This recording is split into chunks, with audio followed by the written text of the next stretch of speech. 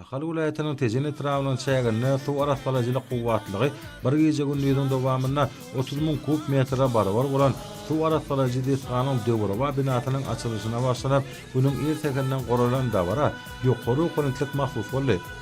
Dawarada soňky dostlaryň joşgyny çykyşlary bu ýere gelen iýleşmeniň ruhyny hasa belinde götürdi. Olaryň belen teňlerde ýerine ýetiren joşgyny aýdym suallaryny we tantaryna garaşyr baky we tarap mehriban ata watanymyzyň dünýäde bolan şan şöhratynyň ýurdumyzda ötüşleriň täze belentlikleri bilen nurany geljegi alyp barýan gahryman arkadamyzyň we arkadaly gahryman serdarynyň rowaj işleriniň her birden zaty altyna deňerýän muhajir soň şeýle täg dehmetiň wasfy öz şeper beýany tapdy. Çıkış edenler vilayetin suw hojalyk ulgamyny özgertmeleriň üstünlikli amala aşyrmagyň netijesinde halkymyzyň ýeterlik agyr suw bilen öpüşün edilýändigini gowunçlaryň aýtdylar we hemmeleri bugün günde vilayetin tejin etrafynyň şäherine gurulan bu döwürwa täze suw desgasynyň ulanmagy berilmegi bilen gutladylar. Dawaranyň dowamyny desganyň guruluşy işlerine tapatulan guruluşçylary hormat prezidentimiň adyndan sowgatlar goşurly. Bu desga vilayet häkimliginiň düýpli guruluşy müdürlüğiniň buýrulmasy esasynda netijeli biniat hususy karhanasy tarapyndan bina edildi. Bu agso desgasy Xan Howuz suw howdanyndan öz göz başyna alýar. Desganyň dolanyş ulgamy dolugyna awtomatlaşdyrylan. Bu ýerde ilki bilen ýürüte enjamyň kömegi bilen göwürme 120.000 kub metr bolan suw durulaýjy howuzda ilkinji durulanmadan geçýär.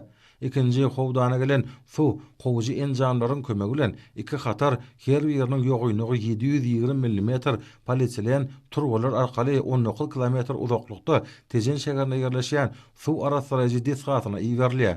Sowa goşulan erginleriň täsiri arkaly suwuň düzümindäki mikro maddalar bir-birine gelmeşip iri göwürüm haly geçýärler. Suw durulaýjy howuzlardan geçenden soňra çökünlüleriň emele gelmegi bilen iri haly geçilen mikro maddalar suwuň düzüminden aýrylýar. Emele gelen çökünlüler durulaýjy howuzlarda gornalan süpürji köpürsi enjamlaryň kömegi bilen howuzlaryň düýünden süpürilip alınýar.